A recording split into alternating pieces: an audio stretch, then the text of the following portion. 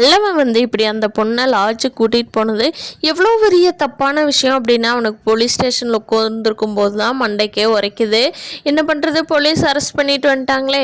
பாவம் சேரன் எம்எல்ஏவை பிடிச்சி அங்கே பிடிச்சி இங்கே பிடிச்சி எப்படியோ வெளியே எடுத்து வீட்டுக்கு கூட்டிகிட்டு வந்துடுறாங்க. அந்த பொண்ணையும் கொண்டு அந்த பொண்ணோட ரூமில் விட்டுட்டு இவனை வீட்டுக்கு கூட்டிகிட்டு வந்து யாருமே பல்லவன் கூட பேசாமையே இருக்காங்க. பல்லவன் அண்ணன் சாரின்னு, என்னை மன்னிச்சிருன்னு, அண்ணன் சாரின்னு அப்படிங்கிறாங்க. சோழனுக்கு அதுக்கு பயங்கரமாக கோபம் வந்துடுது. பாண்டி கேட்குறாரு, ஏண்டா டேய் நீ என்ன தப்பு செஞ்சுட்டா சாரி கேட்குற, லாட்ஜுக்கு போயிட்டு கேட்குறடா, உன்னோட வயசுக்கு லாட்ஜுக்கு போகிற வயசாடா இது, என்னடா பண்ணி வச்சிட்ருக்குறேன், அந்த பொண்ணை வேற கூட்டிகிட்டு போயிருக்கிற அப்படின்னு சொல்லி கேட்குறப்போ அண்ணன் சும்மா பேசிகிட்டு இருக்கலான்னு தான் போனேன்னு, அண்ணன் சாரின்னு அப்படிங்கிறாங்க. அதுக்கு சோழன் சொல்கிறாரு, ஏன் பேசிகிட்டு இருக்கிறான்னு போனியே, போலீஸ் ஒன்றும் விட்டுட்டு போகலையே, பேசுறதுக்கு எதுக்குடா லாட்ஜுன்னு தானே கேட்டாங்க, அதுக்கு பதில் ஏன்டா சொல்லலை, அண்ணன் வந்து தானேடா உன்னை வெளியெடுத்தது அப்படிங்கிறாரு. பல்லவன் அப்போ ஒன்றுமே பேச முடியல, அழுதுகிட்டே இருக்கான். வந்து அண்ணிக்கிட்ட அண்ணி சாரிங்க அண்ணி, என்னை மன்னிச்சிருங்க அண்ணி அப்படின்னு சொல்கிறான். அப்போன்னு எல்லோரும் சொல்கிறாங்க, என் பல்லவன் நான் நேற்று தானே சொல்லிவிட்டேன் காலேஜுக்கு போய் நல்லா படித்து நல்லா மார்க் வாங்கடான்னு, போய் லாட்ஜுக்கு போயிருக்கிறியடா, நான் என்ன சொல்ல, எனக்கு ஒன்றும் பேச தெரியல, தயவு செஞ்சு பேசாமல் இரு பல்லவா அப்படின்ட்டு நிலாவும் வீட்டுக்குள்ளே போயிடுறாங்க.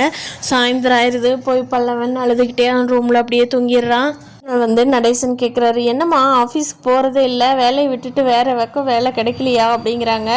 அப்போது சோழன் சொல்கிறாரு, வேறு பக்கம் தேடிக்கிட்டே இருக்கிறாங்கப்பா, வேலை கிடைக்க மாட்டேங்குது, ஆனால் இவங்க நினச்சாங்கன்னா ஒரு கம்பெனிக்கு முதலாளி ஆக முடியும், ஆனால் இவங்க தான் எந்த பதிலும் சொல்லாமல் இருக்கிறாங்க அப்படிங்கிறப்போ நடேசன் என்ன ஏதுன்னு விசாரிக்கிறாரு. அப்போது எல்லாருமே இப்படி சொல்கிறப்போ பாண்டி சொல்கிறாரு, நான் என்ன தெரிஞ்ச பக்கம் பணத்தை ஏற்பாடு பண்ணி பார்க்கட்டுங்களா அப்படிங்கிறாங்க. அதுக்கு நிலா, இல்லை பாண்டி அதெல்லாம் ஒன்றும் வேண்டாம், நானே பார்த்துக்கிறேன் அப்படிங்கிறாங்க. எப்படிங்க 5 லட்சம் பெறட்ட முடியும், கம்மியான அமௌண்ட் நான் கூட பண்ண முடியும், பேசாமல் இந்த வீட்டை அடமானம் வச்சுட்டான் அப்படிங்கிறாங்க.